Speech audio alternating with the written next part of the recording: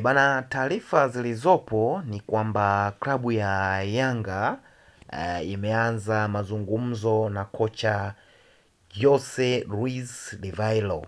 Huyu ni kocha wa Orlando Pirates kwa sasa, ambaye anaelekea kumaliza mkataba wake na timu hiyo, na aliwaambia bayana kwamba hataongeza mkataba nao tena.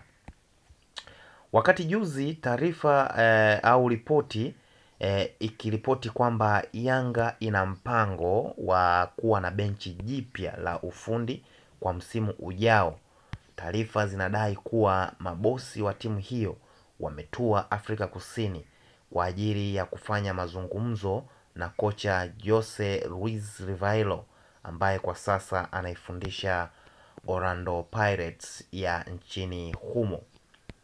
Kocha Jose Rivaldo, huu ni msimu wake wa mwisho ndani ya Orlando Pirates, kwani tayari amewaambia mabosi wa timu hiyo hataongeza mkataba atakapofikia tamati Juni 30 mwaka huu. Taarifa za ndani ya Yanga zinasema kuwa kuna mazungumzo yanafanyika kati ya uongozi wa timu hiyo na kocha Jose huyo wa Orlando Pirates ili aje kuwa kocha mkuu kwa msimu ujao. Kilichovutia zaidi ni rekodi zake, ikiwemo msimu huu kufikisha Orlando Pirates nusu fainali ya ligi ya mabingwa. Lakini kwa upande wa ligi ya ndani anafanya vizuri, kilisema chanzo hicho ambacho kilinipa hii taarifa kutoka ndani ya Yanga.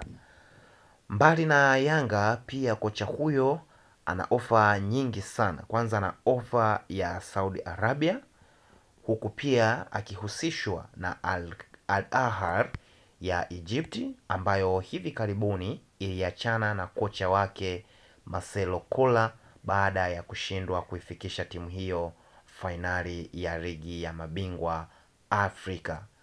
Kocha Jose Rivaldo tangu ametua Orlando Pirates Julai 1, 2022 amefanikiwa kushinda mataji matatu ya kombe la MTN na mawili ya kombe la Nedbank, huku msimu huu timu hiyo ikiishia nusu fainali ya ligi ya mabingwa Afrika ikipoteza mbele ya Pyramids. So hizo ndo taarifa ambazo zipo juu ya kocha huyu wa Orlando Pirates, ambaye sasa yeye mwenyewe anataka kuondoka, anataka kuto kuongeza mkataba tena na Orlando Pirates. Sababu haijaeleweka, lakini amewapa taarifa hiyo kwamba hataongeza mkataba tena pale Juni 30 watakapomaliza msimu Orlando Pirates. So hivyo ndo vitu ambavyo vinaendelea. Lakini Yanga pia taarifa zilikuwepo za kwamba wao wanataka kuachana na kocha wao ambaye sasa hivi yupo anawafundisha pale, lakini sasa wao wanataka kwenda kutua kwa huyu kocha ambaye sasa ndo anaishikilia Orlando Pirates. Sasa hivi anafanya mambo makubwa sana, amefanya mambo makubwa sana ambayo wengi yamewashangaza, yamewashangaza kutokana na kwamba amekuwa ni mgeni kwenye ligi yetu, maana huyu sio Mwafrika, ni mtu wa Spain, lakini amekuwa ni mtu ambaye anafundisha soka ambalo linapendeza. Orlando Pirates sasa hivi inafanya vizuri sana. Kwanza usifu wake ni kwamba huyu Ribeiro alizaliwa tarehe 15 Septemba 1975, kwa mpaka sasa ana miaka 49. Alizaliwa huko Vigo, Spain. Amekuwa team coach sasa ni Orlando Pirates, ambapo ameanza toka 2022 akifundisha Orlando Pirates, lakini pia alipita Football Club Inter Turk, ambapo pia alikuwa ni Association Football Manager kutoka 2018 mpaka 2021. Lakini pia tukiendelea kumwangalia huyu Jose Ruiz, wasifu wake kwanza mpaka sasa.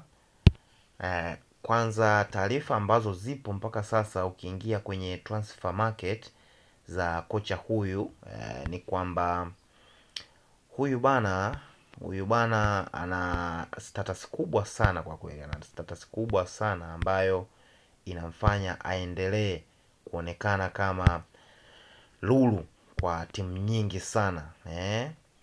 Timu nyingi sana zinamhitaji kutokana na mafanikio ambayo anaendelea kuyapata huko South Africa kwenye timu yake ya sasa Orlando Pirates.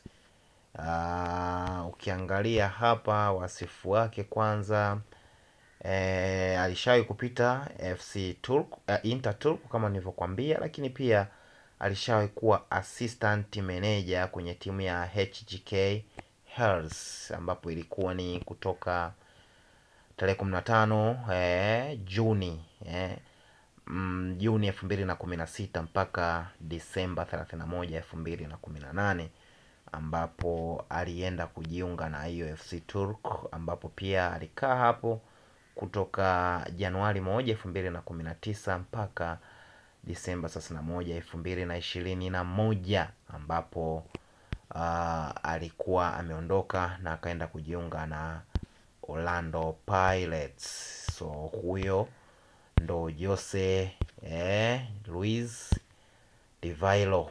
So huyu ni kocha ambaye ni raia wa Spain, lakini anafundisha soka la Afrika. Lakini pia leseni yake ni UEFA Pro, UEFA Pro license. Ni leseni kubwa sana hii.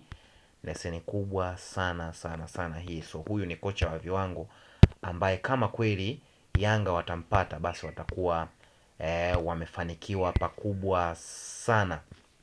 Wamefanikiwa pakubwa sana sana sana sana. Lakini pia ukianza kuangalia ni jinsi gani ambavyo ameitoa Orlando Pirates kule ambako ilikuwa imepotea. Maana tunajua wote dabi ya Afrika Kusini ni Orlando Pirates na Kaizer Chiefs, lakini hapa katikati akaibuka Mamelodi Sundowns, kiasi ambacho Orlando Pirates ilikuwa imepotea kabisa. Lakini yeye ndo ameenda kuichukua, kuifufua na kuendelea kuiweka kwenye ramani ya mpira kwa mara nyingine tena. So huyu ni kocha ambaye ni wa viwango vikubwa sana sana sana sana, ambaye Yanga kama watafanikiwa kumpata, ukiachana tuna kwamba huyu kocha waliye naye sasa hivi Yanga bado naye ni mkubwa sana. Bado naye ni mkubwa na kiwango kikubwa sana, lakini kwa huyu Oliveira ni mkubwa sana na kiwango kikubwa sana.